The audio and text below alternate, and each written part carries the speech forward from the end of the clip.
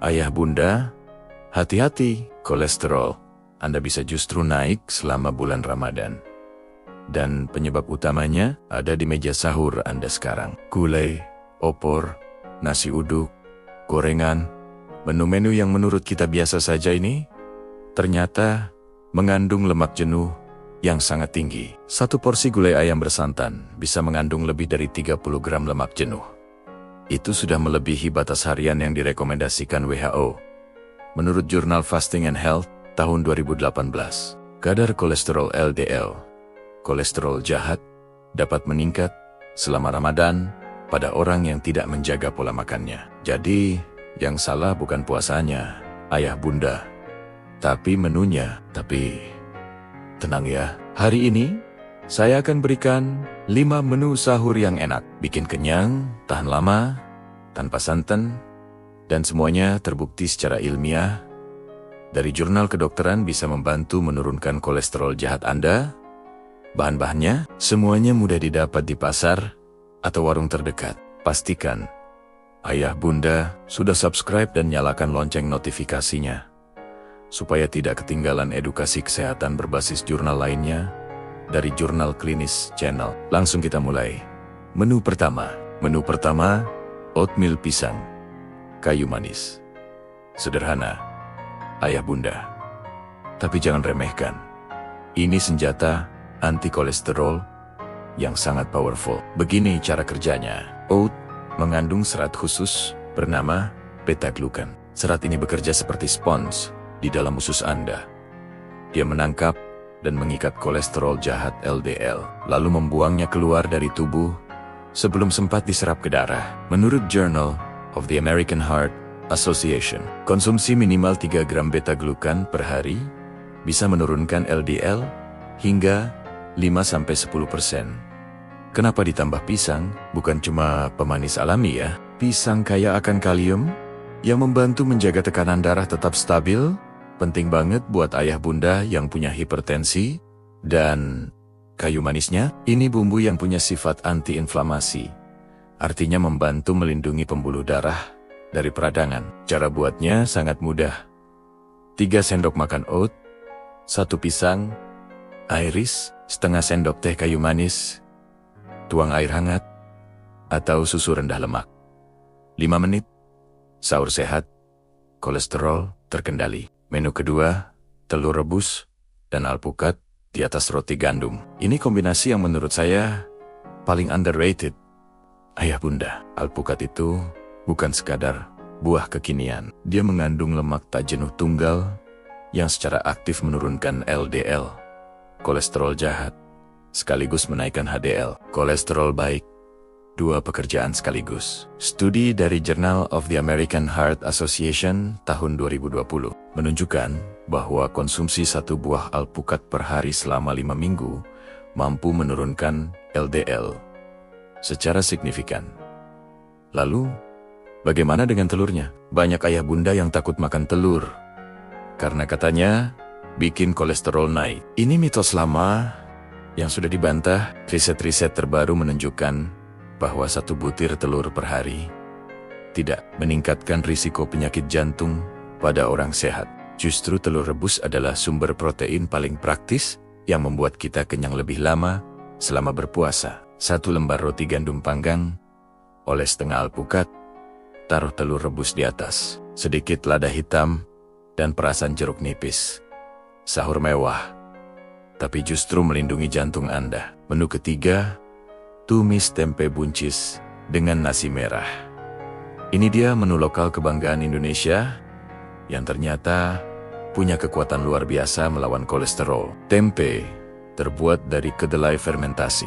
Kedelai mengandung isoflavon dan protein nabati tinggi. Menurut jurnal Advances in Nutrition tahun 2015, konsumsi 25 gram protein kedelai per hari dapat menurunkan kadar LDL sekitar 3-4%. Kedengarannya kecil, ayah bunda, dalam jangka panjang, penurunan 3-4% itu bisa menyelamatkan pembuluh darah Anda dari plak aterosklerosis. Buncisnya menambahkan serat larut yang juga menyerap kolesterol di usus, plus vitamin K dan folat untuk kesehatan pembuluh darah. Dan kenapa nasi merah? Karena indeks glikemiknya lebih rendah, artinya gula darah ayah bunda tidak naik drastis. Setelah sahur, energi lebih stabil selama puasa. Tumis 5 potong tempe dan buncis dengan sedikit minyak zaitun dan bawang putih. Sajikan dengan nasi merah. Menu anti kolesterol paling murah, paling enak, dan paling Indonesia. Harganya mungkin tidak sampai Rp10.000. Menu keempat, sup bayam bening dan ikan kembung kukus. Kalau ayah, bunda rindu masakan rumahan yang hangat di perut tapi aman buat jantung.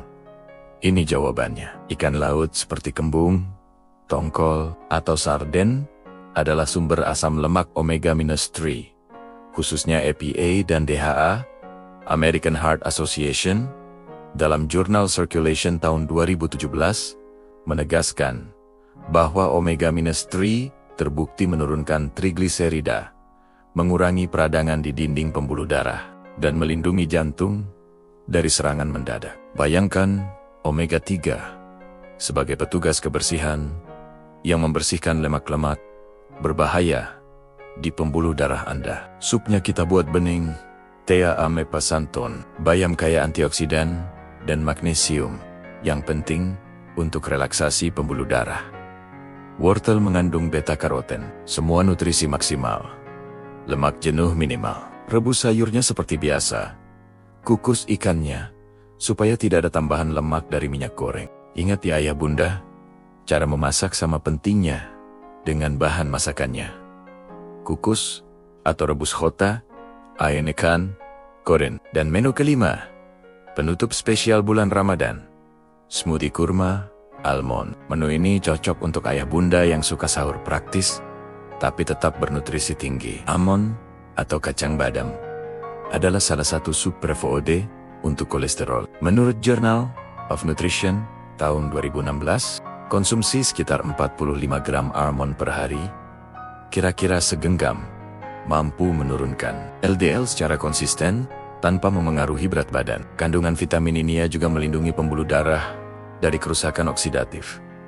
Kurmanya, selain sunnah Rasulullah, kurma memberikan energi cepat dari gula alami dan mengandung serat yang memperlambat lonjakan gula darah. Jadi ayah bunda mendapat ibadah dan kesehatan sekaligus. Cara buatnya, 3 butir kurma, segenggam almond, 1 gelas susu rendah lemak atau susu oat, blender halus. 2 menit selesai, sahur anti ribet, jantung terlindungi, ibadah langkar. Baik ayah bunda, mari kita rangkum 5 menu sahur penurun kolesterol tanpa santan hari ini. Pertama, oatmeal pisang kayu manis, serat beta-glucan, pengikat kolesterol. Kedua, telur rebus alpukat toast, lemak baik penaikkan HDL. Ketiga, tumis tempe buncis. Nasi merah, isoflavon, kedelai penurun LDL. Keempat, sup bayam bening ikan kukus, omega-3, pelindung jantung. Kelima, smoothie kurma almond, superfood penurun kolesterol paling praktis. Satu pesan penting dari jurnal klinis, hindari menggoreng menu sahur Anda. Pilih metode kukus, rebus, tumis sebentar dengan minyak zaitun, atau panggang. Menggoreng menambahkan lemak trans dan lemak jenuh yang justru menaikkan kolesterol Anda. Oh iya ayah bunda, bagi yang juga minum obat kolesterol, seperti simvastatin, atorvastatin, atau rosuvastatin, saya sudah buatkan panduan lengkap. Kapan waktu terbaik minumnya selama puasa? Tonton videonya setelah ini ya. Linknya ada di pojok kanan atas dan di deskripsi. Kalau video ini bermanfaat, tekan tombol like dan share ke grup WhatsApp keluarga ayah bunda. 1 share dari Anda bisa menyelamatkan kesehatan orang yang Anda sayangi. Jurnal Klinis Channel undur diri. Tetap jaga kesehatan dan selamat menjalankan ibadah puasa.